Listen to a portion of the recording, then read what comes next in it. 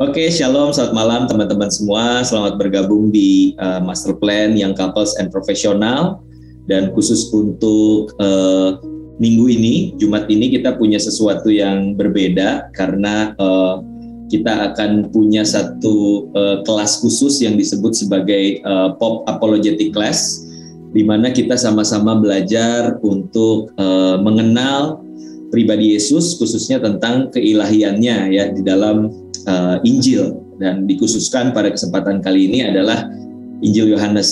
Nah, teman-teman, mengapa apologetika ini menjadi sesuatu yang penting?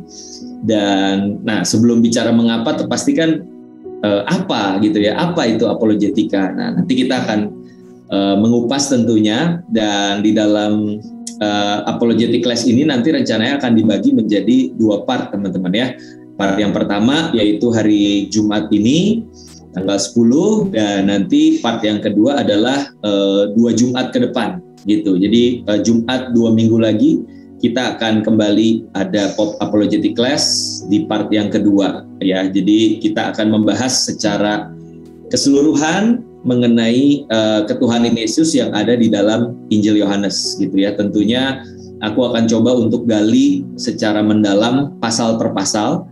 Ya, walaupun nanti di dalam setiap pasalnya nggak selalu ada tuh ya tentang jejak-jejak ketuhanan Yesus kayak gitu kan, karena aku juga nggak mau bikin jadi sesuatu yang terlalu dipaksakan gitu ya. Kalau memang nggak ada di part itu ya kita skip aja, pasal yang mana kita skip gitu ya. Tapi aku menemukan bahwa di dalam Injil Yohanes itu terlalu banyak sebenarnya ya jejak-jejak tentang ketuhanan Yesus, keilahian Yesus yang akan kita temukan, teman-teman. Oke, kita masuk ke pembahasan kita ya pada kesempatan kali ini. Yang pertama itu kita bahas tentang ini ya. Apa yang dimaksud dengan apologetika? Kita buka Alkitab kita dari 1 Petrus pasal yang ketiga ayat 15 sampai 16. 1 Petrus pasalnya yang ketiga ayat 15 sampai 16. Inilah yang menjadi dasar dari yang disebut sebagai apologetika di dalam kekristenan ya. 1 Petrus 3 ayat 15 sampai 16. Firman Tuhan berkata seperti ini, "Tetapi kuduskanlah Kristus di dalam hatimu sebagai Tuhan, dan siap sedialah pada segala waktu untuk memberi pertanggungan jawab kepada tiap-tiap orang yang meminta pertanggungan jawab dari kamu tentang pengharapan yang ada padamu. Tetapi haruslah dengan lemah lembut dan hormat, dan dengan hati nurani yang murni, supaya mereka yang memfitnah kamu karena hidupmu yang saleh dalam Kristus menjadi malu karena fitnahan mereka itu." Nah, teman-teman, dari ayat inilah lahir sebuah istilah yang dinamakan sebagai apologetika Kristen. Apologetika itu berasal dari bahasa Yunani apologia, yang artinya adalah memberi jawab, teman-teman. Ya, memberi pertanggungan jawab. Istilah ini nggak selalu kita temukan di dalam kekristenan, tapi juga di dalam satu persidangan. Ya, ketika ada seorang yang memberikan sebuah pembelaan, maka istilah itu juga digunakan apologia, gitu ya.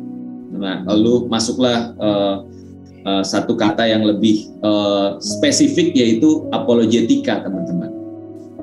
Dan kata apologia itu sendiri kalau kita mau garis bawain sebenarnya ada di kata ini, siap sedialah untuk memberi pertanggungan jawab.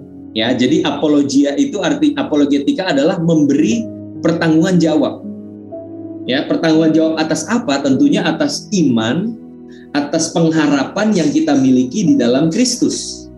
Ya, sehingga ketika ada orang-orang lain di sekitar kita yang menanyakan tentang seperti apa sih iman percaya kita di dalam Kristus, maka apologetika ketika kita menjadi pribadi yang siap untuk memberikan pertanggungan jawab. Ya, ketika ada yang bertanya, "Kenapa sih, Ren, lu jadi orang Kristen? Kenapa sih lu percaya Yesus itu Tuhan dan Juru Selamat?"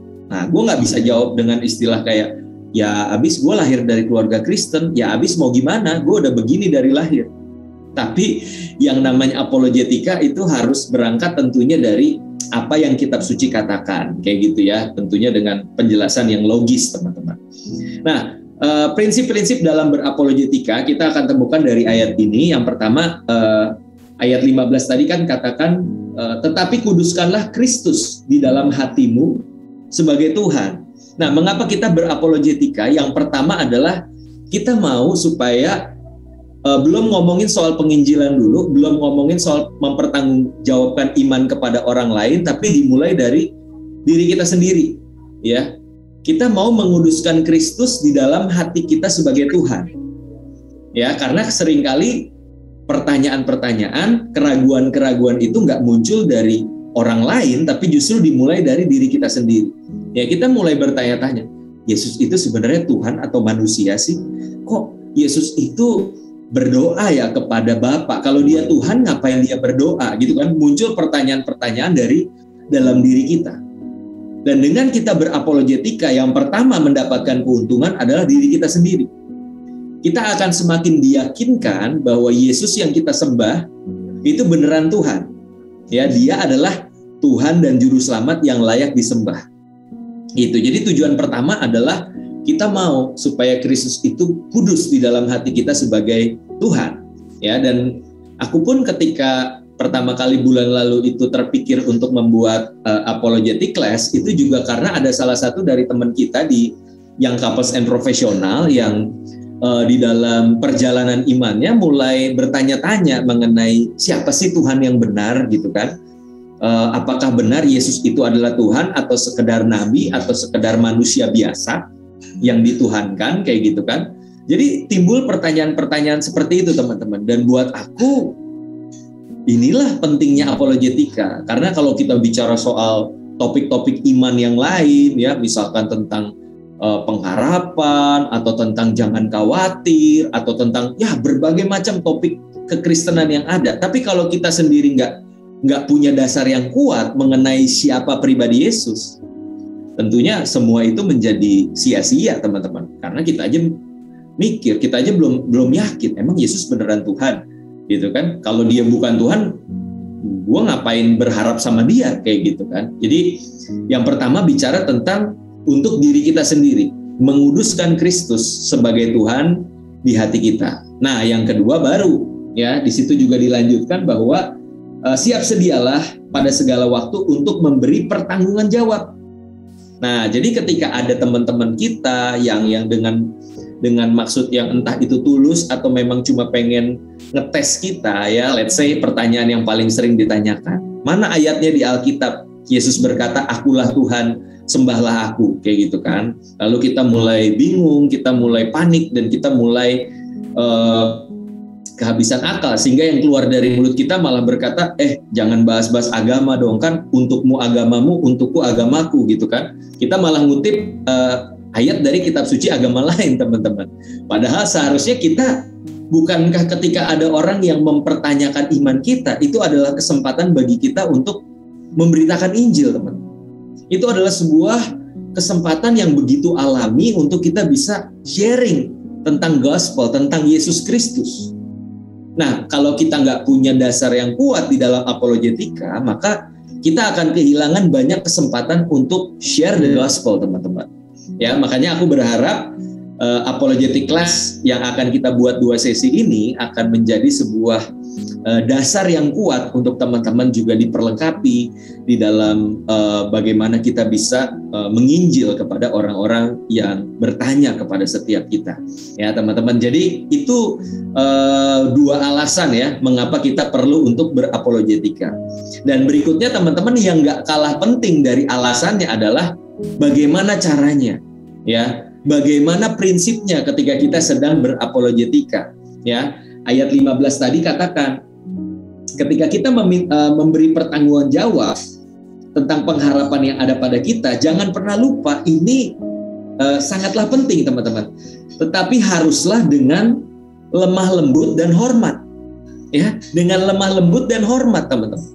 Ya, aku temukan hari-hari ini ketika bicara soal apologetika, teman-teman akan temukan orang-orang yang jago debat, jago menyampaikan tentang kebenaran kitab suci di dalam suatu debat, tapi gaya penyampaiannya itu sangatlah tidak elok, teman-teman. Ya, ada kata-kata yang kasar, ada kata-kata yang tidak menunjukkan rasa hormat, tidak ada kelemah lembutan di situ. Sehingga ya dulu aku pernah ikut misalkan ya forum gitu, forum-forum di online kayak gitu. Orang tuh bisa aja gitu, penjelasannya bagus banget, panjang lebar tentang ketuhanan Yesus, ujung-ujungnya ngomong ini, ngerti nggak lo? Pip, disensor gitu ya, ada kata-kata yang kurang pantas gitu ya, sebutlah kata binatang kayak gitu, ya ngerti nggak lo? Pip, gitu kan. Jadi buat aku ada yang salah nih dari apologetika ketika ujung-ujungnya malah menunjukkan sikap yang tidak lemah lembut dan tidak hormat, teman-teman. Ya, padahal itu adalah nilai-nilai dari Kristus itu sendiri. Ya, jangan sampai kita jago debat, tapi etika kita, tapi karakter kita, cara kita menyampaikan itu tidak menunjukkan nilai-nilai kekristenan ya, teman-teman. Gitu. Jadi yang pertama caranya tentunya dengan lemah lembut dan hormat. Ya, yang kedua di situ juga dikatakan di ayat 16 dan dengan hati nurani yang murni. Ya, hati nurani yang murni, teman-teman. Jadi ketika kita berdiskusi ya, bahasa yang sangat tepat adalah berdiskusi dengan lawan bicara kita, entah itu secara personal ataukah bentuknya kayak kan zaman sekarang bisa lewat media sosial ya, diupload ke YouTube dan sebagainya. Hati nurani yang murni itu membuat kita sadar, mengingatkan diri kita bahwa aku berargumen, aku berdiskusi ini untuk aku memberitakan siapa Yesus. Itu bagianku. Bukan tujuannya untuk cari panggung, bukan tujuannya untuk cari popularitas, untuk cari keviralan kayak gitu kan, sehingga kita pada akhirnya menjadi seseorang yang dikenal banyak orang, pansos lah ya gitu bahasanya. Itu jelas bukan hati nurani yang murni, teman-teman. Tapi buat aku hati nurani yang murni itu bicara tentang bagaimana kita bisa menyampaikan kebenaran dengan hati yang bersih, dengan hati yang tulus, tanpa diikuti embel-embel atau maksud dan tujuan yang tersembunyi, yang tidak benar, teman-teman ya. Karena aku temukan ada apologet yang sudah punya nama, mereka akan punya standar yang mereka buat gitu ya.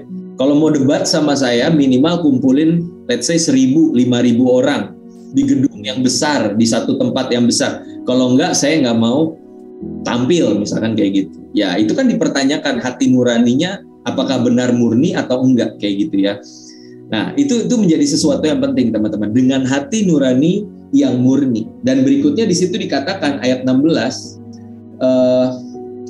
supaya mereka yang memfitnah kamu karena hidupmu yang saleh dalam Kristus menjadi malu karena fitnahan mereka itu. Jangan lupa juga bahwa kita bukan cuma menyampaikan kebenaran, kita bukan cuma jago berdebat tentang sesuatu yang benar, tapi jangan sampai hal yang paling penting itu kita lupakan, yaitu menghidupi kebenaran tersebut. Ya, jadi poin yang ke berapa tuh? Yang kelima bicara tentang teladan hidup yang saleh. Ya, karena kita temukan sangat disayangkan memang ya tokoh-tokoh apologet yang boleh dikatakan sebagai simbol apologetik kekristenan ternyata bisa jatuh ke dalam dosa-dosa moral. Ya, saya nggak perlu sebut namanya, tapi itu terjadi, teman-teman. Ya, ternyata kemampuan mereka untuk berdebat itu tidak diikuti dengan teladan hidup yang saleh. Tapi sekali lagi ketika kita bicara apologetika, Rasul Petrus mengingatkan kita bahwa jangan lupa juga hidupmu yang saleh di dalam Kristus itu yang akan membuat orang-orang yang mengajak kita berdebat menjadi malu. Karena kita punya hati nurani yang murni, kita punya cara menyampaikan yang baik, dan juga kita punya teladan hidup yang saleh, teman-teman. Ingat selalu, action speaks louder ya than words. Jadi perbuatan kita itu akan lebih kuat menyampaikan pesan daripada apa yang menjadi kata-kata kita. Ya, jadi ini kurang lebih apa itu yang dimaksud dengan apologetika, teman-teman. Dan aku harap ini bukan menjadi sebuah hal yang asing lagi buat teman-teman, tapi mulai punya gambaran kira-kira, oh penting ya untuk kita dalam hidup itu memiliki dasar-dasar apologetika. Sehingga Kristus di dalam hatiku itu menjadi kudus, ya, dia dikuduskan sebagai Tuhan dalam hatiku, dan ketika aku berjumpa dengan orang lain, aku akan bisa untuk memberitakan kebenaran itu, ya, tanpa ragu-ragu, tanpa merasa aduh gue bingung mau ngomong apa, tapi kita punya dasar yang jelas, teman-teman, ya, di saat kita mau menyampaikan kebenaran tersebut. Ya, kita lanjut kepada slide selanjutnya. Jadi kita akan bicara ya mengenai, kita mulai masuk ke inti ya, tadi masih kulit, sekarang kita masuk ke dagingnya ya teman-teman. Kenapa di dalam pembahasan kita kali ini ya mengenai who do you think I am, atau menurutmu siapakah aku ini kan pertanyaan yang Yesus ajukan, dan buat aku sangatlah tepat ketika kita memulainya dari Injil Yohanes teman-teman ya, Injil Yohanes. Nah, sedikit background tentang Injil Yohanes ya, dan aku rasa dengan kita membaca background ini, mengetahui background ini, maka kita pun akan jadi tahu kenapa sih kita harus memulainya dari Injil Yohanes. Ya, yang pertama, penulisnya itu sendiri adalah Yohanes bin Zebedeus, teman-teman. Yohanes bin Zebedeus ini adalah satu dari 12 murid Yesus yang dikatakan oleh si penulis Injil Yohanes ini selalu mengatakan dirinya bukan sebagai aku Yohanes gitu ya, yang menulis Injil, bukan itu. Tapi Yohanes ini selalu menggambarkan dirinya itu sebagai murid yang dikasihi Yesus. Ya, dia selalu mempersonifikasi dirinya sebagai murid yang dikasihi Yesus. Dan kita temukan bahwa memang dari semua murid-murid yang disebut di Injil Yohanes, Petrus ada, Yakobus ada, Yudas ada, semua itu ada disebut. Tapi yang menarik di Injil Yohanes ini, Yohanes itu tidak menyebut dirinya sendiri. Dia selalu memakai istilah murid yang dikasihi Yesus. Gitu. Jadi kita bisa ambil kesimpulan bahwa ya dialah si murid yang paling dikasihi Yesus, itu adalah Yohanes itu sendiri yang menulis Injil Yohanes. Dan aku rasa sangat capable, sangat layak untuk dipercaya, karena tulisan dari Rasul Yohanes ini tentunya adalah tulisan di mana Yohanes itu sendiri kan bersentuhan langsung dengan Yesus Kristus ya. Dia bukan dengar dari orang kesekian ya, seperti mungkin Paulus tidak pernah mengalami perjumpaan secara intens dengan Yesus gitu kan. Sehingga kalau kita mau lihat ketuhanan Yesus ya, kalau misalkan berdasarkan kedekatan, aku rasa Yohanes itu lebih layak dipercaya karena dia sudah pernah berjalan 3,5 tahun bersama dengan Yesus Kristus kayak gitu ya. Jadi penulisnya adalah Yohanes bin Zebedeus, dan waktu dan tempat penulisan itu sekitar tahun 50 sampai 70 Masehi, teman-teman. Ya, jadi boleh dikatakan banyak pengamat yang menilai bahwa Injil Yohanes ini adalah Injil termuda, Injil yang paling muda dibandingkan ketiga Injil yang lain ya, Injil dari sinoptik ya, Matius, Markus, Lukas. Dikatakan sinoptik karena berdasarkan sin dan optik ya, penglihatan yang sama gitu ya. Jadi kalau teman-teman lihat Matius, Markus, Lukas itu identik banget satu dengan yang lain. Tapi Injil Yohanes itu unik. Dia yang paling berbeda dibandingkan isi dari Matius, Markus, dan Lukas gitu. Karena kenapa? Nah, nanti di bawah itu akan jauh lebih bisa dijelaskan ya. 50 sampai 70 Masehi di Efesus, dan Efesus ini nggak semuanya orang Yahudi, teman-teman. Jadi kekristenan itu udah bercampur juga dengan orang-orang non-Yahudi, sehingga skupnya itu jauh lebih luas gitu dibandingkan Matius yang memang fokusnya itu lebih kepada, Matius dan Markus itu fokusnya lebih kepada orang-orang Kristen Yahudi, teman-teman, yang emang asli orang Yahudi. Tapi kalau Yohanes ini memang menunjukkan tulisannya itu lebih kepada lebih umum kepada orang Yahudi maupun non-Yahudi yang ada di kota Efesus saat itu. Ya, dan menjadi latar belakang penulisan, kenapa Yohanes menulis hal ini? Karena pada masa itu terdapat sebuah ancaman terhadap kekristenan dari sebuah aliran yang dinamakan Gnostisisme, teman-teman. Nah, apa itu Gnostisisme? Jadi sebenarnya aliran Gnostik ini sudah ada sebelum kekristenan ada. Dan karena sudah ada sebelum kekristenan ada, lalu muncullah satu ajaran Kristen.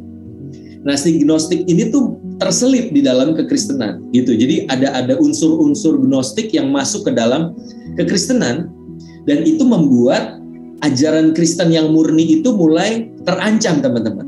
Bisa terjadi penyesatan, bisa terjadi orang-orang yang akhirnya salah menangkap tentang siapa Yesus Kristus kayak gitu. Ya, dan salah satu hal mungkin ya, ada beberapa hal, tapi yang paling buat aku cukup mengganggu adalah, bukan cukup mengganggu, sangat mengganggu bagi kekristenan, karena dikatakan bahwa yang disalib, orang Gnostik beranggapan bahwa yang disalib pada zaman Yesus itu bukan Yesus, ya, melainkan Simon dari Kirene, teman. Nah, jadi Yesus itu ya seperti turunan dari ajaran Gnostik ini ya, kita temukan di berbagai ajaran agama lain bahwa ternyata bukan Yesus yang disalib, tapi ada satu tokoh lain. Dan bagi orang-orang Gnostik ini, yang disalib itu bukan Yesus, tapi Simon dari Kirene. Yesus itu Simon dari Kirene wajahnya diserupakan dengan Yesus, dan Yesus itu cuma berkumpul bersama dengan orang-orang yang ada di bawah salib, dan dia cuma tertawa-tawa. Dia menertawakan sang Simon dari Kirene yang harus tersalib di situ. Jadi kalau bukan Yesus yang disalib, artinya apa? Apakah ada karya keselamatan melalui pengorbanan Kristus di kayu salib? Bagi orang Gnostik nggak ada, teman-teman. Dan kekristenan macam apa yang dibangun berdasarkan sebuah pemahaman bahwa bukan Yesus yang disalib? Tentunya udah bukan jadi Kristen lagi itu namanya.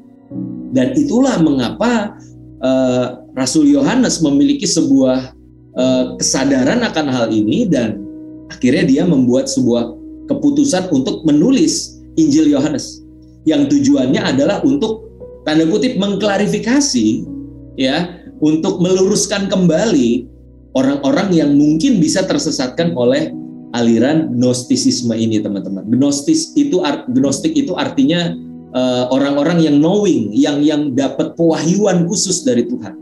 Dan mereka merasa kayak, lu mah nggak tahu, ini misteri yang Tuhan singkapkan bagi kita, kaum Gnostik kayak gitu.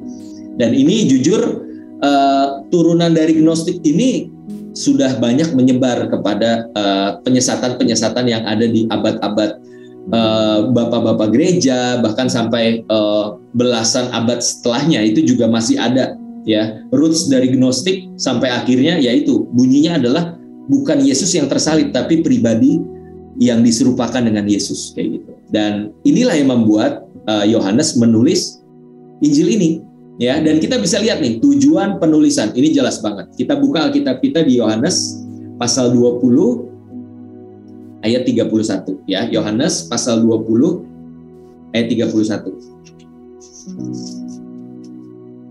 Tujuan Yohanes menulis Injil ini adalah di ayat 31.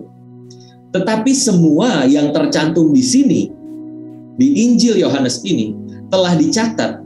Supaya apa? Supaya kamu percaya bahwa Yesuslah Mesias, Anak Allah.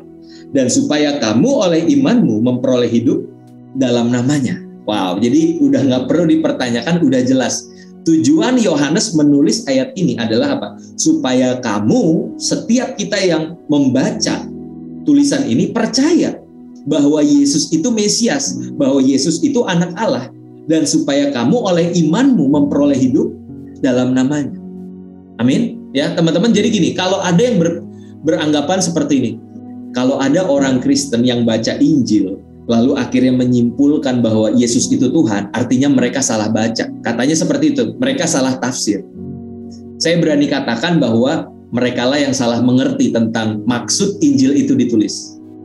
Maksud Injil itu ditulis bukannya menyangkali ketuhanan Yesus, tapi justru di sini dikatakan, aku menulis ini supaya kamu percaya bahwa Yesus itu Mesias dan Anak Allah. Artinya kalau kita membaca Injil Yohanes minimal ya, kita belum singgung Matius, Markus, Lukas. Kalau kita baca Injil Yohanes dan akhirnya kita menyimpulkan Yesus itu bukan Tuhan, artinya kita yang salah baca, teman. Kita yang salah tafsir. Karena kalau kita membacanya secara benar, sesuai dengan maksud dari si Yohanes menulis Injil ini, kita akan sampai kepada kesimpulan bahwa Yesus itu benar adalah Mesias, dia adalah Anak Allah, dan di dalam namanya kita beroleh kehidupan. Wow, amin teman-teman ya. Jadi kita nggak perlu takut, kita nggak perlu ragu, karena Injil ini sudah jelas mengatakannya seperti itu ya teman-teman. Tapi lain cerita kalau misalkan ada tuduhan bahwa Injil ini sudah diganti-ganti, ya, teks ini sudah diubah-ubah sehingga kita salah menangkap bahwa Yesus itu sebenarnya bukan Tuhan tapi jadi Tuhan. Kalau itu aku nggak punya jawaban ya, aku akan bilang ya mungkin jawabanku adalah ya coba tunjukin Injil yang asli seperti apa kayak gitu ya, daripada debat panjang kan, mending tunjukin yang asli supaya kita bisa tafsir bareng-bareng kayak gitu. Ya, tapi selama Injilnya ini sama seperti yang kita pegang, kok nggak kelihatan ya? Ya ini pasti ujung-ujungnya orang akan berjumpa dengan Yesus sebagai Mesias, sebagai anak Allah. Nah, teman-teman, dari background ini kita akan masuk lebih dalam lagi ya. Nah, salah satu pertanyaan yang kita perlu jawab adalah siapa Yesus Kristus? Ya, makanya tema hari ini kan bicara tentang who do you think I am? Pertanyaan yang Yesus ajukan kepada murid-muridnya. Menurut kamu siapakah aku ini? Dan yang menarik adalah apa yang dikatakan oleh seorang apologet ya yang bernama C.S. Lewis. Beliau sangat terkenal. Dia berkata seperti ini. Either this man was and is the Son of God, or else a madman or something worse. You can shut him up for a fool. You can spit at him and kill him as a demon, or you can fall at his feet and call him Lord and God. But let us not come with any patronizing nonsense about his being a great human teacher. He has no left that open to us. He did not intend to. Nah, apa nih maksudnya nih ya? Panjang juga quotes-nya, tapi buat aku ini benar banget. Jadi dia bilang gini, entah kita memilih Yesus itu kita pandang sebagai Son of God, anak Allah, yang kepadanya kita berlutut dan menyembah, atau kita menganggap Yesus bukan sebagai anak Allah, tapi sebagai orang gila yang mengaku-ngaku dirinya sebagai Tuhan. Kita bisa berlutut di hadapannya dengan penuh kekaguman, atau kita menganggap dia seorang yang bodoh. Kita bisa meludah kepada dia, ya, menganggap atau membunuh dia sebagai, kita anggap sebagai penyesat, sebagai iblis yang menyesatkan banyak orang. Pilihannya cuma dua itu, teman-teman. Yesus sebagai Tuhan dan Juru Selamat, atau Yesus sebagai orang gila yang mengaku-ngaku dirinya adalah Mesias. Pilihannya cuma dua itu. Yesus tidak memberikan opsi bahwa dirinya cuma sebatas guru moral yang baik, ya, orang bijak, guru yang memberikan sebuah pencerahan kepada orang-orang yang dia ajar. No, Yesus nggak memberikan opsi bahwa Yesus itu cuma sekedar manusia bijak, sekedar nabi, sekedar manusia biasa. Karena kalau kita gali lebih dalam, pilihannya cuma dua, dia Tuhan dan Juru Selamat, atau dia orang gila yang mengaku dirinya sebagai Tuhan. Dan kenapa Yesus sampai tergantung di kayu salib, teman-teman? Itu karena orang di sekitarnya menganggap Yesus itu adalah penyesat. Yesus itu adalah seorang yang menghujat Allah. Karena dia sekalipun hanya manusia biasa, memposisikan dirinya sebagai Allah, teman-teman. Itulah mengapa Yesus mati di kayu salib. Nah, makanya kita di dalam penyelidikan kita hari ini, kita coba pakai perspektif orang Yahudi saat itu. Jangan kita pakai perspektif, oh, karena kita sekarang udah Kristen, jadi kita pandangnya dia sebagai Tuhan. Tapi kita coba deh, kita masuk ke masa Alkitab saat itu, dan kita coba posisikan diri kita itu sebagai seorang Yahudi yang tiba-tiba muncul seorang dari Nazaret, seorang anak tukang kayu, tiba-tiba dia mengklaim dirinya sebagai anak Allah, sebagai Mesias. Dia setara dengan Bapa. Nah, kira-kira reaksi kita yang mana nih? Ya, kita akan menganggap dia sebagai beneran Tuhan, Mesias yang turun ke dunia, atau kita juga akan menganggap dia sebagai seorang penyesat, teman-teman. Oke? Ya, kita akan mulai pasal per pasal ya. Jadi sekali lagi aku akan katakan Injil Yohanes ini memuat banyak sekali keilahian Yesus, ketuhanan Yesus. Tapi sekali lagi aku nggak mau paksakan. Kalau memang pasal 1, pasal 2, pasal 3, pasal 4 itu ada ketuhanan Yesus, aku akan kutip dan aku akan masukkan ke slide ini. Tapi kalau ternyata enggak, ya aku nggak cantumkan ya. Jadi nggak perlu dipaksain juga bahwa setiap pasalnya itu harus tercantum di sini, nggak juga ya teman-teman. Oke, kita masuk ya. Nah, ini mulai ke intinya nih teman-teman. Ya, kita mulai dari Yohanes pasal yang pertama ya. Yohanes pasal yang pertama ayat 1 sampai 3 dan juga ayat 14. Nah, inilah jejak-jejak ketuhanan Yesus yang kita bisa temukan. Jadi kalau kita mau menilai ketika ada yang berkata, mana ayatnya di Alkitab Yesus berkata, akulah Tuhan, sembahlah aku. Memang kalau kita mau cari gali secara literal bahasa aslinya, lalu kita menemukan pemaknaan bahwa Yesus Tuhan lalu disembah layaknya dia sebagai Tuhan, kita nggak menemukan itu di Injil. Walaupun pasti perdebatan di Yohanes 13, nanti kita akan ke sana teman-teman. Tapi buat aku, ketika pribadi Yesus mau menyampaikan ketuhanannya, dia nggak perlu gembar-gembor, dia nggak perlu menyatakannya secara literal supaya orang itu menyembah dia. Tapi Tuhan mau seperti yang hukum kasih ajarkan. Kasihilah Tuhan Allahmu dengan segenap hati, jiwa, kekuatan, akal budi. Ya kan? Akal budi kita ini harus kita arahkan untuk kita bisa akhirnya menyimpulkan ketika kita melihat pribadi Yesus, kita mulai menilai, kita mulai mengobserve, dan akhirnya kita menyimpulkan dia emang Tuhan yang layak disembah. Sehingga penyembahan kita itu lahir dari sebuah ketulusan, lahir dari sebuah pengenalan, dan itu yang Tuhan mau teman-teman. Ya, jadi nggak ada paksaan di sini. Dan itu yang Yesus selalu ajarkan. Dia nggak minta disembah secara terang-terangan, tapi dia membiarkan dirinya disembah. Oke, nanti kita akan belajar lebih jauh ya. Yohanes 1, mulai dari ayat yang pertama sampai yang ketiga. Ketika Yohanes pertama kali menggunakan kata ini, pada mulanya adalah. Coba kalau ketika mulai dengan pada mulanya adalah, pikiran kita refernya kemana? Ngarahnya kemana?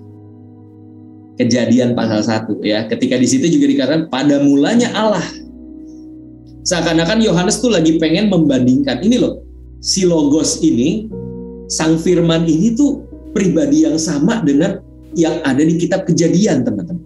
Ya, pada mulanya, bunyinya pun dibuat seperti sama gitu ya, pada mulanya. In the beginning. Pada mulanya apa? Adalah firman. Oke. Firman itu bersama-sama dengan Allah, dan firman itu adalah Allah. Nah, ini yang perlu kita garis bawain di ayat yang pertama. Pada mulanya adalah firman, firman itu bersama-sama dengan Allah, dan firman itu adalah Allah. Kalau firman itu adalah Allah, artinya firman itu sehakikat dengan Allah atau sederajat dengan Allah. Karena ada yang mengatakan dari yang tadinya gnostik itu akan ada turunannya namanya Arianisme. Arianisme juga nanti kalau kita berusaha untuk rujuk ke yang zaman sekarang itu masuknya ke saksi Yehova. Bahwa apa? Bahwa Yesus itu pribadi Allah Anak itu, Sang Firman itu sebenarnya nggak sederajat sama Allah Bapa. Allah Bapa itu yang utama. Allah Bapa itu adalah Allah yang paling besar. Sedangkan Yesus itu adalah Allah versi mininya gitu. Bukan Allah senior tapi Allah junior. Jadi Yesus nggak sehakikat, nggak sederajat dengan Bapa, teman-teman. Dan itu yang diajarkan. Sehingga apa? Dari awal Yohanes sudah mengatakan firman itu adalah Allah. Kalau firman adalah Allah, artinya firman itu sehakikat, sederajat dengan Allah. Allah Bapa, Allah Anak itu satu level. Saksi Yehova bilang, Yesus itu pernah ada masa di mana Yesus itu tidak ada, tidak eksis. Lalu ketika Allah Bapa melihat manusia jatuh ke dalam dosa, barulah Yesus itu diciptakan untuk menjadi korban penebus dosa dan akhirnya menjadi Tuhan. Ya kan? Dan buat aku itu sudah bertentangan dengan apa yang Yohanes ajarkan, bahwa firman itu bersama-sama dengan Allah pada mulanya, dan firman itu adalah Allah. Ya, Yesus sehakikat, sederajat dengan Bapa. Yesus itu bukanlah pribadi yang posisinya di bawah Bapa. No, Yesus sehakikat, sederajat dengan Bapa. Itu yang pertama, teman-teman.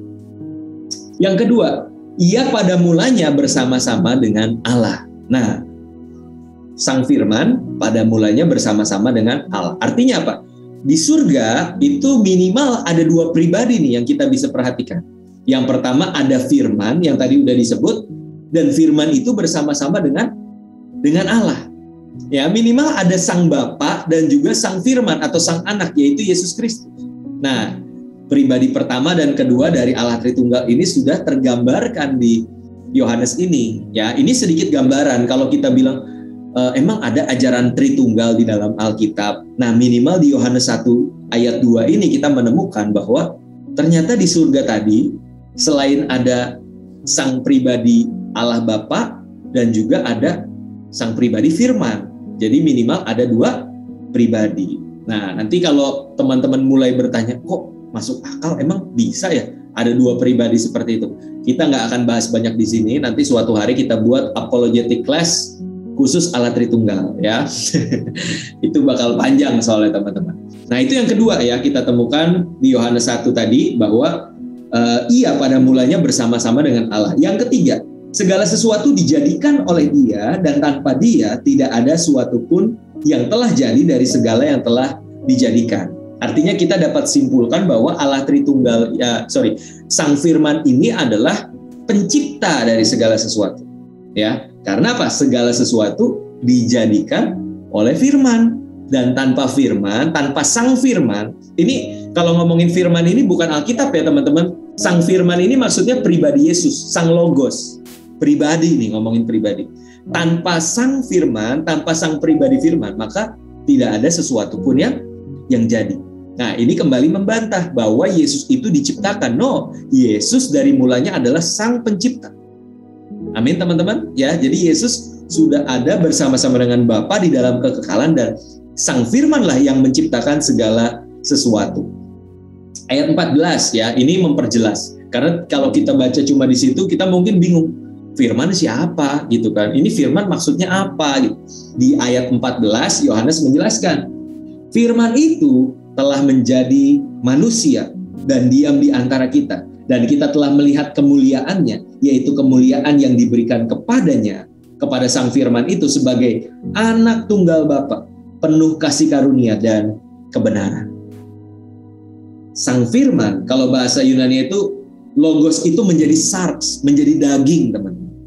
Dan siapakah Sang pribadi Allah yang menjadi daging, menjadi manusia selain daripada Yesus Kristus? Nah, dari sini kita bisa simpulkan bahwa pribadi yang sudah ada bersama-sama dengan Allah Bapa sebelum dunia diciptakan, dan dialah yang menciptakan segala sesuatu, pribadi itu adalah Yesus Kristus.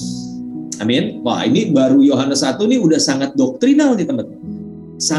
Ini bentuknya doktrin sekali ya, sehingga kita kalau mau mikir ini terus diterapkan dalam aplikasi itu seperti apa? Nah, apologetika itu nggak selalu diterapkan dalam aplikasi teman-teman.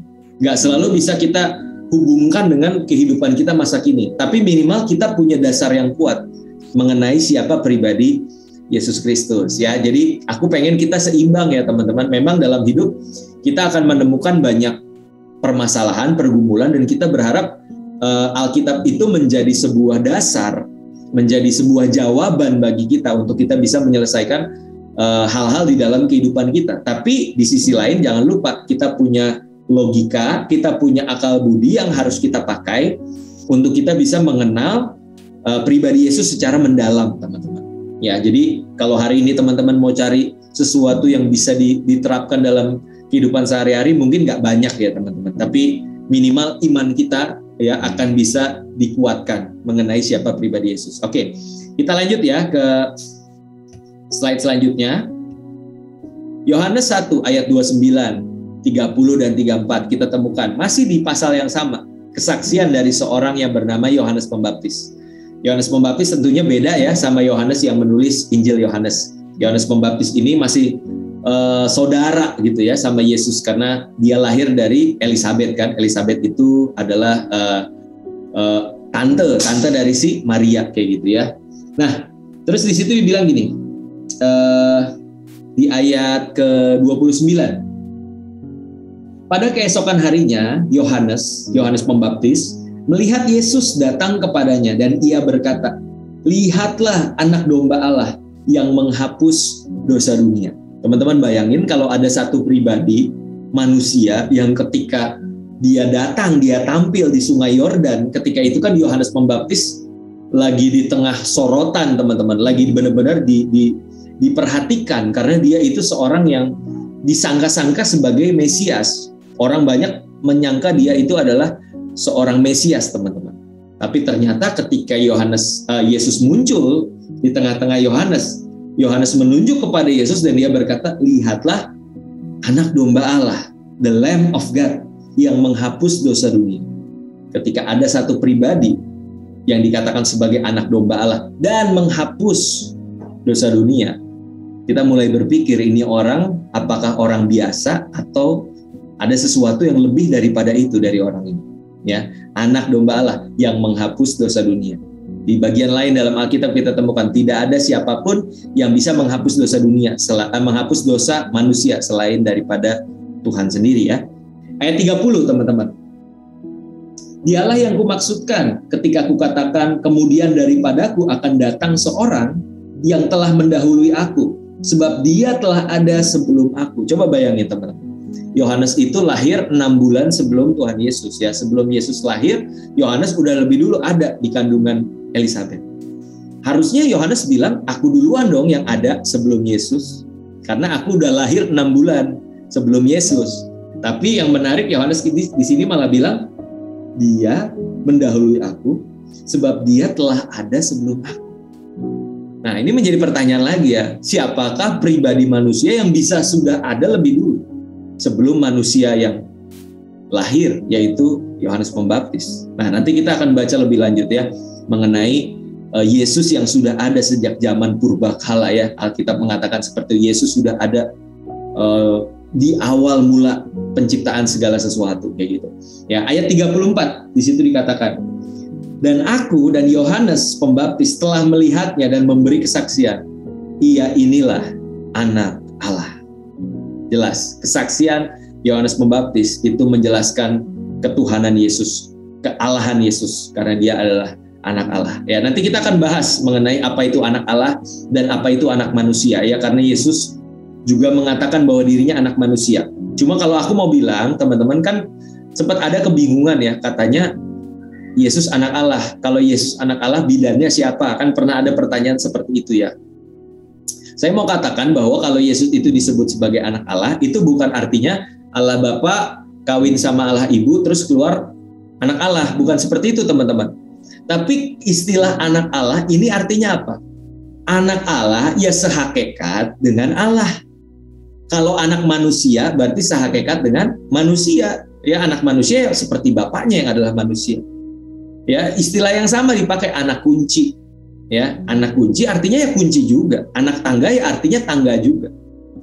Anak Allah itu artinya sehakikat dengan Bapa yang adalah Allah gitu teman-teman ya. Jadi jangan bingung kalau ada yang bilang bidannya siapa, dia nggak ngerti makna dari anak Allah itu sendiri teman-teman.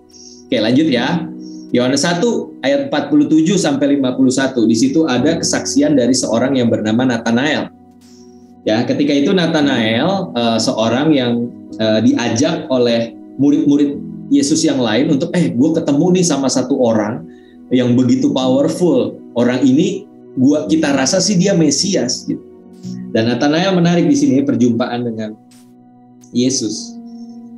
Kata Filipus kepada Nathanael, "Mari dan lihatlah."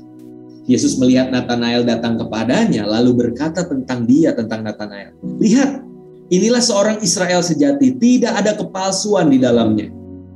Wow, teman-teman bayangin deh, kalau ketemu Yesus, tiba-tiba dia bilang gini, "Lihat nih, Bro DJ, dia seorang Kristen yang sejati, tidak ada kepalsuan di dalamnya." Waduh, GR-nya bukan main ya. Pasti kita merasa kayak, wah gila, gue dipuji nih di depan banyak orang, sama Yesus lagi. Nah, itu yang dialami oleh Nathanael teman-teman. Dan kalau kita lihat jelas kenapa Nathanael itu dipuji sama Tuhan sebagai orang Israel yang sejati, tidak ada kepalsuan. Karena ayat 48 kata Nathanael kepadanya, "Bagaimana engkau mengenal aku?" Jawab Yesus kepadanya, "Sebelum Filipus memanggil engkau, aku telah melihat engkau di bawah pohon ara." Jadi Yesus bilang kayak, ya gue tahu karena sebelum Filipus panggil, gue udah bisa ngelihat lu di bawah pohon ara. Dan Nathanael bingung, kok bisa ya orang ini bisa melihat aku, mengenal aku, bahkan belum pernah ketemu, dia bisa lihat aku, dia dapat penglihatan aku di bawah pohon ara. Dan dari perkataan Yesus itu aja, tahu nggak apa yang dijawab oleh Nathanael? Kata Nathanael kepadanya, "Rabi, engkau anak Allah, engkau raja orang Israel." Heran gak sih ketemu orang kayak Nathanael, begitu gampangnya dia percaya dan beriman kepada Yesus sebagai dia adalah anak Allah, raja atas Mesias, atas orang Israel. Dan Yesus pun bingung ketika mendengar jawaban Nathanael. Dia bilang gini, Yesus menjawab katanya, Karena aku berkata kepadamu, aku melihat engkau di bawah pohon ara, maka engkau percaya. Engkau akan melihat hal-hal yang lebih besar daripada itu. Jadi Yesus sendiri bingung. Lu cuma gara-gara gue bilang gue ngelihat lu di bawah pohon ara aja lu udah percaya. Gimana lu lihat gue bangkitin orang mati? Gimana lu lihat gue gandain 5 roti dan 2 ikan? Lu akan lihat hal-hal yang lebih besar daripada ini. Tapi ini bisa dijadikan aplikasi teman-teman ya di dalam kehidupan kita. Kalau seorang Nathanael saja bisa dengan begitu mudahnya beriman kepada Yesus Kristus, lalu bagaimana dengan kita? Ketika kita sudah menerima banyak mujizat, banyak tanda, banyak pertolongan yang Yesus kerjakan dalam hidup kita, tapi kok rasanya kita sampai hari ini mau percaya juga masih susah ya. Iman kita tuh masih gampang goyah, kita masih gampang khawatir, kita masih gampang ragu. Belajarlah dari seorang yang disebut sebagai Nathanael ini. Dikatakan sebagai orang Israel sejati. Tidak ada kepalsuan di dalamnya. Dia benar-benar punya iman yang genuine, iman yang murni kepada Tuhan. Dan dengan mudahnya dia bisa percaya kepada Yesus. Ya. Dan aku rasa sampai situ ya. Kalau kita bahas ayat 51 akan lebih panjang. Jadi stop sampai situ aja ya. Nanti lain waktu kita gali ayat 51-nya. Kita lanjut ke ayat berikutnya teman-teman di Yohanes pasal 2 ayat 1 sampai 11. Oke, kita nggak akan baca ayat ini, tapi minimal kita semua tahu ya bahwa Yesus Kristus itu membuat mujizat pertamanya adalah di Kana ya, ketika dia mengubah air menjadi anggur. Nah, pertanyaannya teman-teman, kita akan menemukan banyak mujizat yang Yesus kerjakan di Injil Yohanes. Tapi ketika kita ditanya apa buktinya kalau Yesus itu Tuhan? Lalu kita jawab, ya karena Yesus bikin mujizat. Teman-teman, itu jawaban yang nggak pas. Itu jawaban yang tidak tepat kalau kita bicara soal apologetika. Kenapa? Karena yang bisa bikin mujizat di luar Yesus juga ada, teman-teman. Ya, yang bisa bikin tanda-tanda ajaib. Contohnya, itu para penyihirnya si Firaun di zaman Mesir, itu bisa mengubah tongkat menjadi ular juga loh, teman-teman. Tanda-tanda ajaib juga loh. Jadi kalau kita selalu menjadikan tanda-tanda ajaib itu sebagai indikasi ketuhanan seseorang, wah, ponari nanti kita bilang Tuhan, teman-teman, ya. Atau penyihir atau orang yang bisa membuat sebuah tanda-tanda ajaib, kita bilang dia Tuhan. Ya. Ingat Yesus juga pernah bilang bahwa di akhir zaman nanti akan ada antikris, akan ada satu pribadi yang membuat tanda-tanda ajaib dan banyak orang akan disesatkan. Jadi kalau kita memandang ketuhanan itu cuma dari mujizat, salah teman-teman ya. Nah di sini tentang mujizat di Kana. Nah aku mau gali sedikit di ayat 11. Di situ dibilang, jadi di akhir mujizat itu ya ayat 11, hal itu dibuat Yesus di Kana yang di Galilea sebagai yang pertama dari tanda-tandanya. Ya, tanda-tanda ini harus digaris bawah. Tanda-tanda ini bahasa Yunaninya itu adalah semeion, teman-teman. Semeion itu artinya sign atau penunjuk arah. Teman-teman tahu penunjuk arah ya. Jadi kalau kita misalkan mau contohnya dari Jakarta ke Bandung, kita akan menemukan penunjuk arah, ada sign yang menandakan nih Bandung tuh belok kanan misalnya.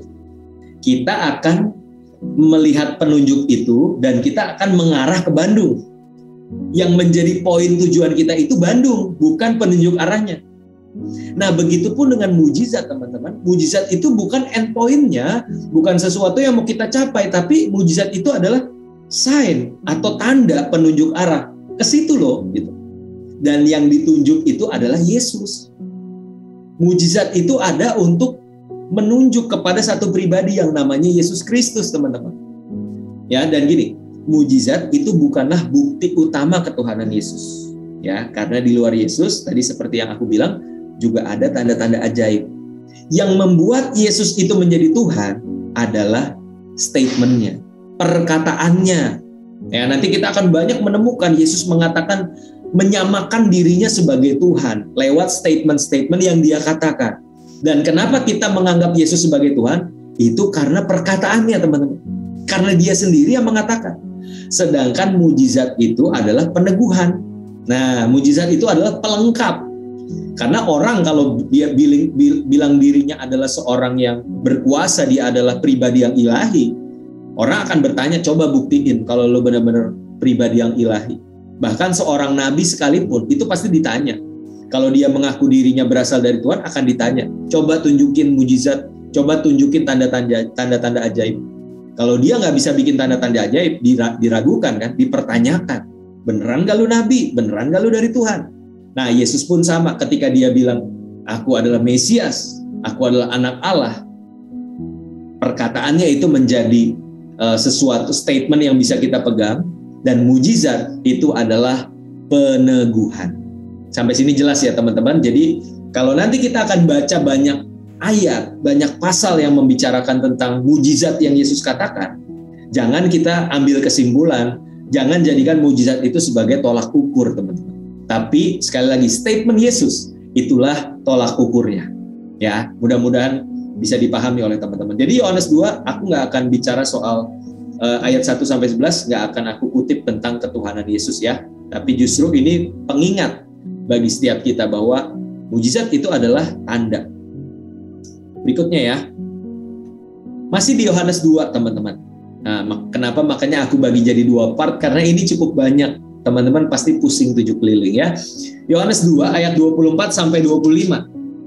Jadi scene-nya adalah Yesus baru datang gitu ya, berangkat ke Yerusalem, terus abis itu dia ketemu dengan orang banyak, dan di ayat 24 ini menarik teman-teman. Yesus berkata seperti ini. Tetapi Yesus sendiri tidak mempercayakan dirinya kepada mereka karena ia mengenal mereka semua. Dan karena tidak perlu seorang pun memberi kesaksian kepadanya tentang manusia. Sebab apa? Ia tahu apa yang ada di dalam hati manusia. Nah loh, ya, Yesus tahu apa yang ada di dalam hati manusia.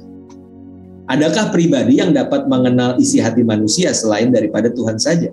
1 Raja-Raja 8 ayat 39, aku akan bacain ya buat teman-teman. 1 Raja-Raja pasal 8 ayat 39. Di situ dikatakan seperti ini.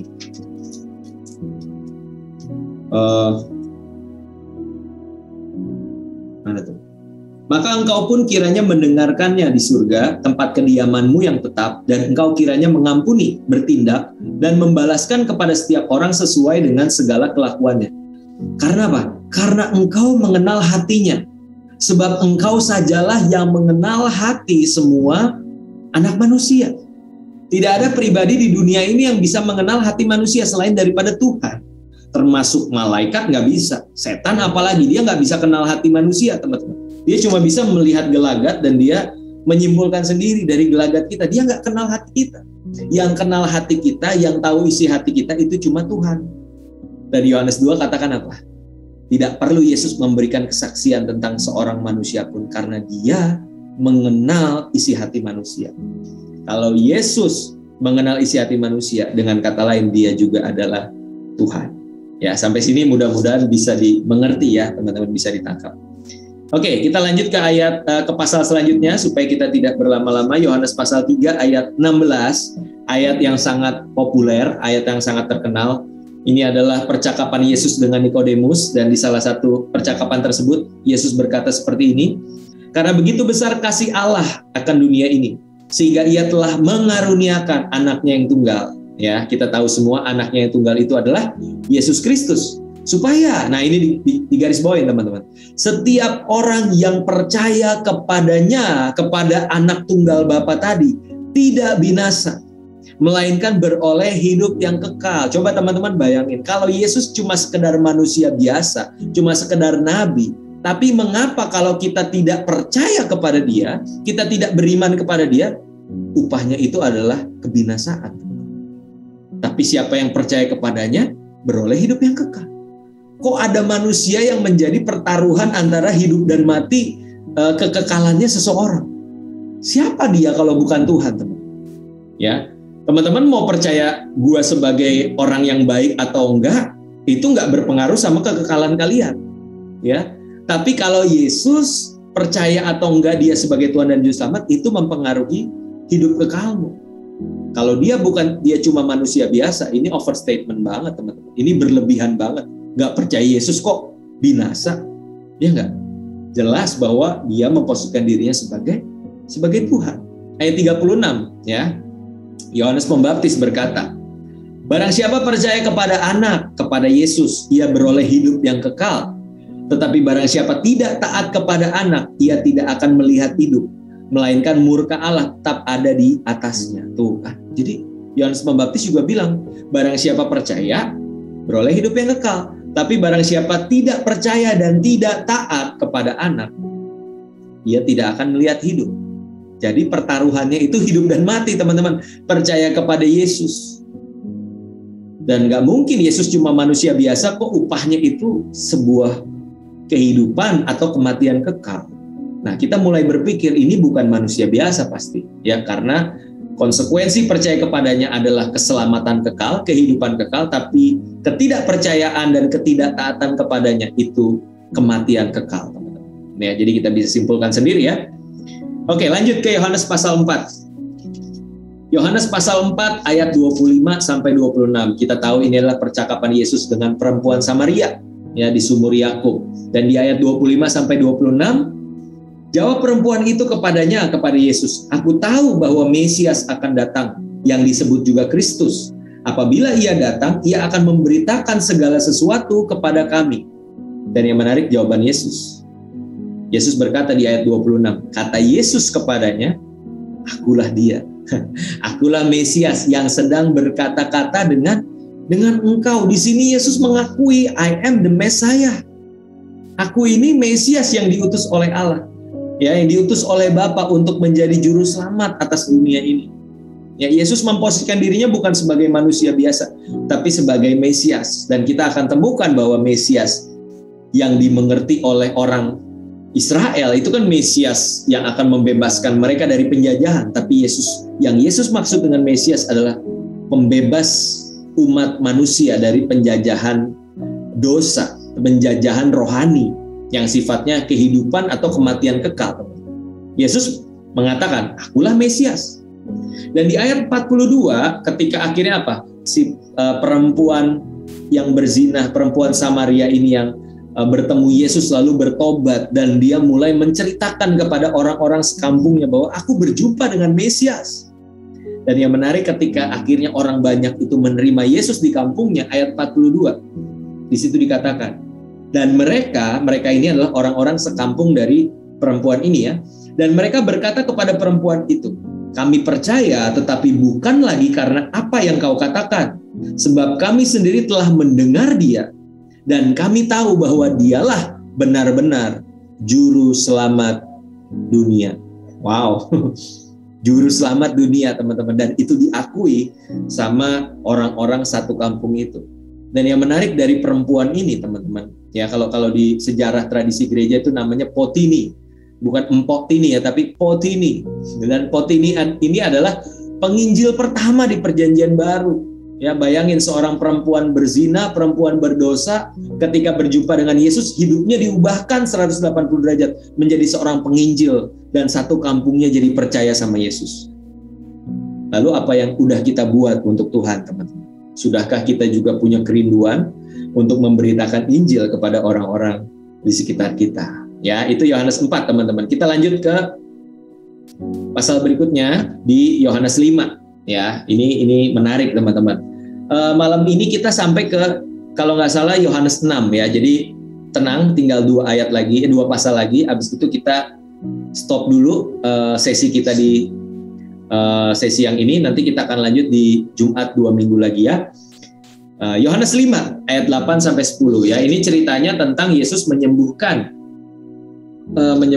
seorang yang lumpuh ya di hari Sabat di kolam Bethesda. Dan ayat 8 sampai 10 bilang gini. Kata Yesus kepadanya, bangunlah, angkatlah tilammu dan berjalanlah. Dan pada saat itu juga sembuhlah orang itu, lalu ia mengangkat tilamnya dan berjalan. Tetapi hari itu hari Sabat. Karena itu orang-orang Yahudi berkata kepada orang yang baru sembuh itu, hari ini hari Sabat dan tidak boleh engkau memikul tilammu. Oke, jadi background-nya adalah Yesus bertemu orang yang lumpuh, lalu dia menyembuhkan orang itu, dan orang Yahudi, orang Farisi, ahli Taurat protes. Kenapa engkau buat mujizat di hari Sabat? Nah, kita masuk ke bagian lain dari Injil yang kurang lebih ceritanya sama dengan ini, ya, dengan orang lumpuh yang disembuhkan di hari Sabat. Tapi kita lihat dari kisah-kisah yang berbeda dan kita akan menemukan keunikan dari pribadi Yesus Kristus ini. Ya, Matius 9. Coba kita ke Matius 9 ya, ayat 2 sampai 6. Di situ ada cerita yang kurang lebih sama tentang orang lumpuh yang disembuhkan oleh Tuhan Yesus. Dan ketika aku nggak akan bacain semuanya ya, tapi jelasnya gini. Ketika orang banyak itu mempertanyakan, yang pertama gini, ya dari ayat 2 deh ya, ayat 2 bilang gini, maka dibawa oranglah kepadanya seorang lumpuh yang terbaring di tempat tidurnya. Ketika Yesus melihat iman mereka, berkatalah ia kepada orang lumpuh itu, percayalah hai anakku, dosamu sudah diampuni. Wow, ini sebuah statement yang begitu pastinya mengganggu orang-orang Farisi dan ahli Taurat, karena mereka tahu siapakah yang bisa mengampuni dosa selain daripada Tuhan. Tapi Yesus berkata, bangunlah hai anakku, percayalah hai anakku, dosamu sudah diampuni. Ya, bahkan di ayat 3 kan dibilang, beberapa orang ahli Taurat dalam hatinya berkata, ia menghujat Allah. Yesus kembali lagi tahu pikiran mereka, tahu isi hati mereka. Dan Yesus berkata, manakah lebih mudah mengatakan dosamu sudah diampuni atau mengatakan bangunlah dan berjalanlah? Nah, ini pertanyaan yang mesti kita jawab juga, teman-teman. Kalau saat itu Yesus adalah manusia biasa dan dia diperhadapkan dengan seorang yang lumpuh, dia mau menyembuhkan orang lumpuh itu, sementara di sekitarnya itu banyak orang Farisi dan ahli Taurat. Kira-kira mana yang lebih mudah bagi Yesus berkata kepada si lumpuh ini, bangkit dan berjalanlah, atau dosamu sudah diampuni? Kalau Yesus berkata angkat tilammu dan berjalanlah, buat aku itu akan jadi sangat lebih aman buat dia. Tidak akan timbul masalah yang baru. Ya mungkin akan diperdebatkan, lu menyembuhkan dengan kuasa siapa, atau lu menyembuhkan di hari apa, hari Sabat atau bukan. Tapi kalau Yesus berkata dosamu sudah diampuni, ini akan timbul masalah baru. Selain engkau menyembuhkan orang dengan kuasa siapa, engkau menghujat Allah, karena cuma Allah yang bisa mengampuni dosa. Tapi Yesus tanya sama mereka, mana yang lebih mudah? Kenapa aku harus sampai berkata dosamu sudah diampuni? Jawabnya itu di ayat 6. Tetapi supaya kamu tahu bahwa di dunia ini anak manusia berkuasa mengampuni dosa. Yesus mau menyatakan kepada orang Farisi dan ahli Taurat bahwa aku berkuasa mengampuni dosa. Dan kalau ada pribadi yang mampu mengampuni dosa, bukankah itu hanya Tuhan? Yesus sedang memposisikan dirinya sebagai Tuhan, teman-teman. Ya, di depan orang Farisi dan ahli Taurat. Ya jelas aja Yesus makin mau dibunuh, disalib ya, karena dia berkali-kali memposisikan dirinya sebagai Tuhan. Dan di ayat di kalimat selanjutnya Yesus berkata hal yang berikutnya. Lalu berkatalah ia kepada orang lumpuh itu, bangun, angkat tempat tidurmu dan pulanglah ke rumahmu. Jadi bukan cuma yang dosamu sudah diampuni ya, tapi yang juga bangun dan berjalanlah. Itu Yesus katakan lagi, teman-teman. Jadi jelas penggambarannya bahwa anak manusia itu berkuasa untuk mengampuni dosa. Ya, Matius 12 ayat 8, sekali lagi kita sekarang fokusnya kepada anak manusia ya teman-teman. Istilah anak manusia itu ada di Matius 12 ayat 8. Di situ Yesus juga ketika itu memetik gandum di hari Sabat dan orang banyak terganggu gitu ya, karena kok Yesus sama murid-muridnya malah memetik gandum di hari Sabat. Tapi yang menjadi sorotan kita itu di ayat 8 teman-teman. Matius 12 ayat 8 Yesus berkata, karena anak manusia adalah Tuhan atas hari Sabat. Nah lo, manusia kok jadi Tuhan atas hari Sabat? Yesus bilang, aku anak manusia, Tuhan atas hari Sabat. Yesus lebih besar daripada hari Sabat. Bayangin teman-teman, ini penghujatan. Ini benar-benar udah menjadi seorang yang menghujat Allah dan layak untuk dihukum teman-teman. Tapi itu yang Yesus katakan, anak manusia adalah Tuhan atas hari Sabat. Di ayat 41 dan 42 kita juga temukan Yesus berkata, aku lebih besar daripada Yunus, seorang nabi perjanjian lama. Yesus katakan, I am greater than Jonah. Dan juga tentang Salomo, Yesus katakan, aku yang di sini ini ya, sesungguhnya yang ada di sini lebih besar daripada Salomo, teman-teman. I am greater than Solomon. Bayangin teman-teman, seorang raja yang dihormati, raja yang dianggap sebagai raja, salah satu raja terbesar di kalangan Israel, Yesus bilang, aku lebih besar daripada dia. Waduh, ini statement yang begitu mengerikan kan, daripada seorang yang hanya manusia biasa gitu kan. Dan kita kembali ke Yohanes 5 tadi ya, ayat 18. Di situ Yesus berkata lagi, Yohanes 5 ayat 18, dia bilang, Injil Yohanes berkata seperti ini, sebab itu orang-orang Yahudi lebih berusaha lagi untuk membunuhnya. Bukan saja karena ia meniadakan hari Sabat, tetapi juga, catat baik-baik, karena ia mengatakan bahwa Allah adalah Bapaknya sendiri, dan dengan demikian ia menyamakan dirinya dengan Allah. Teman-teman, kalau mau tanya, sebenarnya Yesus itu menyamakan diri sama Tuhan atau enggak sih? Kita yang salah baca, kita yang salah tafsir, atau memang demikian? Kalau mau tahu, tanyalah sama orang Farisi dan ahli Taurat. Merekalah yang paling tahu kategori mana sih orang yang bisa disebut sebagai penghujat Allah itu? Kategori mana sih orang yang bisa dikatakan sebagai penista agama? Dan di dalam diri Yesus, kategori itu ditemukan, teman-teman. Orang Farisi dan ahli Taurat bilang, lu penghujat, lu layak dihukum mati. Jadi kalau mau nanya tentang Yesus itu menyamakan diri dengan Tuhan, gak usah tanya siapa-siapa, tanya aja sama orang Farisi dan ahli Taurat. Dan mereka katakan, engkau menghujat Allah.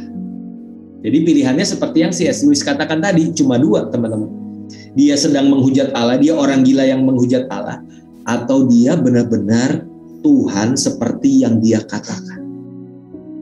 Oke, ya, jadi aku berharap teman-teman semakin yakin bahwa, oh iya ya, dari Injil ini Yesus memang menyamakan dirinya dengan Allah. Yesus menyatakan dirinya, walaupun mungkin tersirat, gak langsung terang-terangan, tapi kita bisa menemukan kan jejak-jejak ketuhanan Yesus dari situ. Dan ini pertanyaan selanjutnya, teman-teman. Who is the Son of Man? Yesus berkali-kali bilang, karena anak manusia berkuasa, karena anak manusia adalah Tuhan atas hari Sabat. Lalu mungkin kita berpikir, tuh kan Yesus bilang dirinya bukan anak Allah, Yesus itu kan anak manusia. Nah, kalau kayak gini gimana teman-teman? Kita harus tahu istilah anak manusia atau the Son of Man ini merujuk kepada siapa. Ya, Yesus sedang menyebut siapa Son of Man ini. Dan kalau kita pelajari berdasarkan perjanjian lama, Yesus itu sedang mengutip Son of Man, anak manusia yang ada di kitab Daniel. Kitab Daniel itu adalah kitab apokaliptik, di mana apokaliptik itu kayak menggambarkan sesuatu yang disingkapkan, dan saat itu Daniel sedang melihat sebuah penglihatan yang ada di surga, teman-teman. Coba kita buka Daniel pasal 7 ayat 3 sampai 14. Jadi kalau teman-teman berpikir Yesus menyebut dirinya anak manusia itu artinya Yesus itu orang manusia biasa, salah teman-teman. Son of Man atau anak manusia yang Yesus maksud itu adalah yang terdapat di kitab Daniel, ya, Daniel 7 ayat 13 sampai 14. Di situ Daniel berkata seperti ini, aku terus melihat dalam penglihatan malam itu. Ini sebuah penglihatan ya. Tampak datang dengan awan-awan dari langit seorang seperti apa?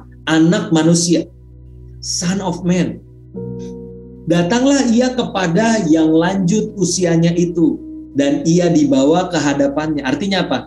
Son of Man atau pribadi yang rupanya seperti anak manusia itu dibawa kepada yang lanjut usianya, teman-teman. Ya. Dan di situ dikatakan apa? Lalu diberikan kepadanya kekuasaan dan kemuliaan dan kekuasaan sebagai raja. Maka orang-orang dari segala bangsa, suku bangsa dan bahasa akan mengabdi kepadanya. Kekuasaannya ialah kekuasaan yang kekal, yang tidak akan lenyap, dan kerajaannya ialah kerajaan yang tidak akan musnah, teman-teman. Jadi seakan-akan Yesus bilang, aku nih pribadi yang mirip seperti anak manusia datang kepada yang lanjut usianya, Allah Bapa, Allah Anak datang kepada Allah Bapa, lalu diberikanlah kuasa, kemuliaan, kekuasaan atas segala bangsa-bangsa, segala bangsa bahasa akan sujud menyembah dia. Pribadi yang ilahi di kitab Daniel, itulah Yesus Kristus. Nah, nanti teman-teman akan temukan nih di Yohanes 8 part berikutnya ya, dua Jumat lagi kita akan belajar. Bahkan orang buta dari lahir, teman-teman, orang yang nggak pernah melihat, dia orang Yahudi, ketika ketemu Yesus, ketika Yesus bilang akulah anak manusia itu, orang itu sujud menyembah.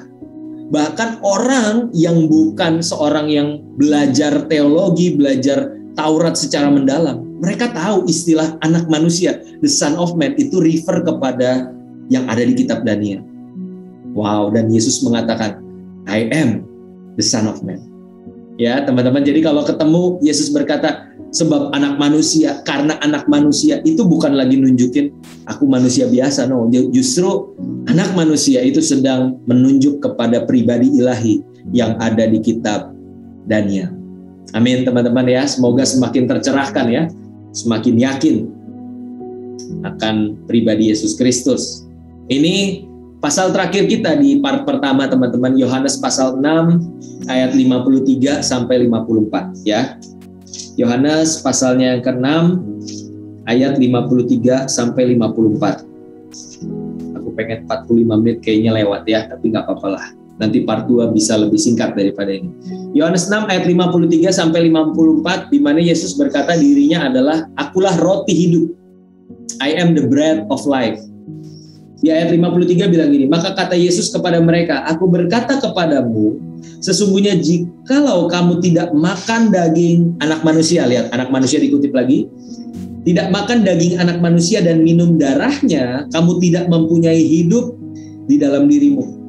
Barang siapa makan dagingku dan minum darahku, ia mempunyai hidup yang kekal dan aku akan membangkitkan dia pada akhir zaman. Teman-teman bayangin jika ada seorang manusia, misalkan aku gitu ya, gak usah jauh-jauh ya, Kak si Randy ini bilang, akulah roti hidup. Barang siapa anak-anak yang couples and pro yang makan dagingku dan minum darahku, mereka akan beroleh hidup yang kekal. Kalian kan udah siap ambil batu dan siap merajam aku dan bilang, lu siapa gitu kan? Masa daging lo, darah lo bikin kita bangkit di akhir zaman? Ya, kalau manusia biasa ngomong hal yang seperti ini tuh bluffing, ini tuh berlebihan banget gitu loh, lebay banget gitu. Tapi kok Yesus ngomong hal yang seperti ini ya? I am the bread of life. Akulah roti yang turun dari surga, ya kan? Ada statement-statement seperti itu. Barang siapa makan darahku, makan dagingku, minum darahku, artinya ini adalah persekutuan dengan pengorbanannya ketika kita percaya, ya makanya ketika kita percaya Yesus, kita ambil perjamuan kudus, aku makan dagingnya, aku makan roti perjamuan, aku minum cawan anggur perjamuan, ini melambangkan aku bersekutu dengan tubuh dan darahnya. Aku beroleh bagian di dalam keselamatan itu. Dan itu yang Yesus beritakan kepada setiap kita. Dan gak heran kalau kita baca Yohanes 6, setelah Yesus bicara tentang roti hidup ini, mulai satu persatu muridnya berguguran meninggalkan dia yang tadinya muridnya ada 70-an mulai bubar jalan sedikit-sedikit karena mereka berkata perkataan ini keras, siapakah yang dapat menanggungnya, ini perkataan orang gila, siapa yang bisa percaya, dia itu dagingnya, darahnya suruh kita minum, emang kita kanibal. Mungkin mereka akan berpikir seperti itu, tapi ternyata Yesus menyatakan hal yang demikian, teman-teman. Dan buat aku, either dia orang gila atau dia benar-benar Tuhan yang mengorbankan dirinya di kayu salib dan tubuh dan darahnya itu dipecah-pecahkan buat setiap kita untuk kita beroleh pengampunan dosa. Ya, jadi teman-teman, aku berharap dari part pertama ini kita mendapatkan banyak insight dan semakin percaya, semakin yakin bahwa Yesus itu Tuhan dan juru selamat atas kehidupan kita, dan hidup kita boleh menjadi berkat, menjadi saksi Kristus kemanapun kita berada. Ya, kita akan bertemu kembali di Pop Apologetic Class season lagi, part yang kedua ya, Jumat 2 minggu lagi, dan aku berharap teman-teman semua bisa bergabung bersama kita. Oke? See you guys, kita ketemu lagi 2 Jumat lagi. God bless. Bye-bye.